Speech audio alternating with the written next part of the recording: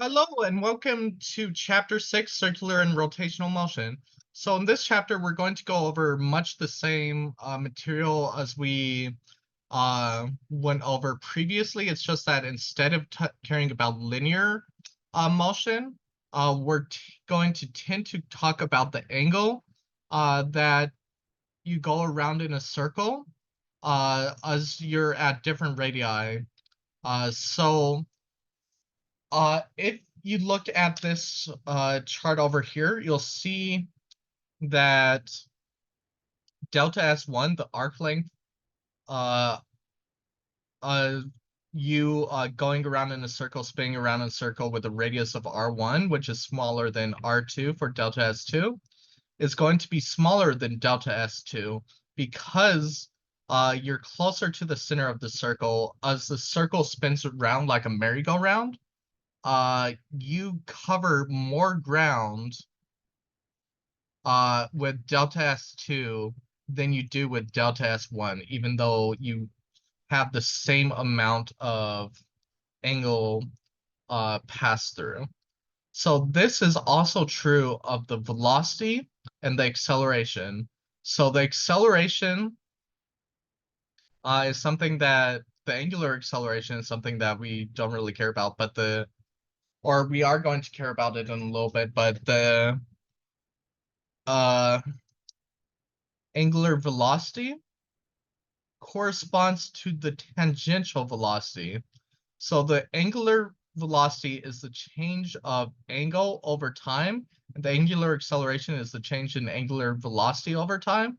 So the angular velocity is related to the tangential velocity, or the velocity of how fast you're going around your arc of the circle, because by the radius of the circle that you're going around.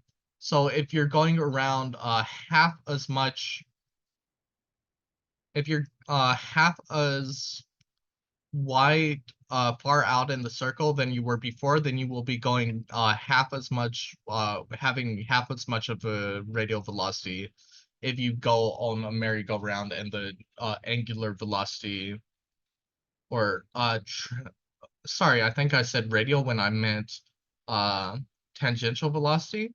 When the radial velocity is going to be or the, not radial velocity, the angular velocity is going to be the same for both.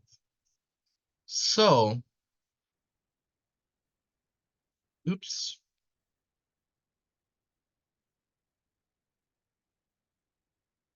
Uh, this is mostly useful mathematics, but since we don't really deal with mathematics in this class, I just want to go over, I think, two concepts that are going to tell you more about circular motion. So if an object is going around in a circle at a constant speed and radius, it is still undergoing acceleration because the velocity is changing direction. Even though the object is going around in a circle, and it has a constant speed because it is going around like this, with this being this pin representing the velocity vector. The velocity vector is always changing, and it's always pointing towards the center of the circle, which is what centripetal acceleration means. Centripetal means center-seeking acceleration.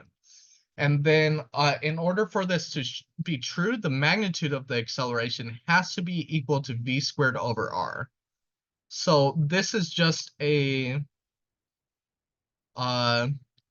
just a factor. This is just a condition for there to be circular acceleration in the real world. The acceleration must be equal to v squared over r. And because of Newton's second law, in or Newton's first and second law actually, because of those, if there is an acceleration, then that means that there must be some sort of force pulling towards the center of the rate, or the center of the circle. And then that's called the centripetal force. So if you're talking about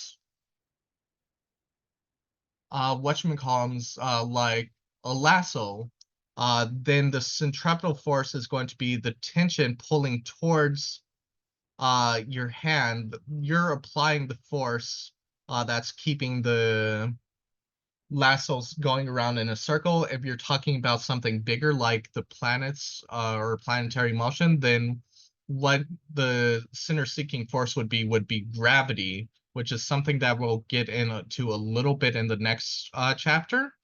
But gravity is going to be the force that's going to cause the Earth to be in a relatively circular orbit. And then the final thing that I want to bring up is just uh oh, this got a little messed up when I um in formatting, but the rotational equivalent of force is torque, which is given by the Greek letter tau on the left there. But tau is equal to RF sine theta. Again, we're not going to worry too much about the actual mathematics of this. What actually matters is that torque is something that causes uh, rotational acceleration, angular acceleration, which is the change in angle, uh, the change in angle over time squared. So uh, this is maximized when force is perpendicular to the lever arm, and it's greater the farther out you are from the axis of rotation, which is where the circle is spinning around. That's just a physics term for where the circle is spinning around. So you can really easily test this out if you go to your door. Try pushing the door at different distances from the hinges, and you'll see that it's a lot easier to push the door and to cause an angular acceleration the farther out you are from the hinge.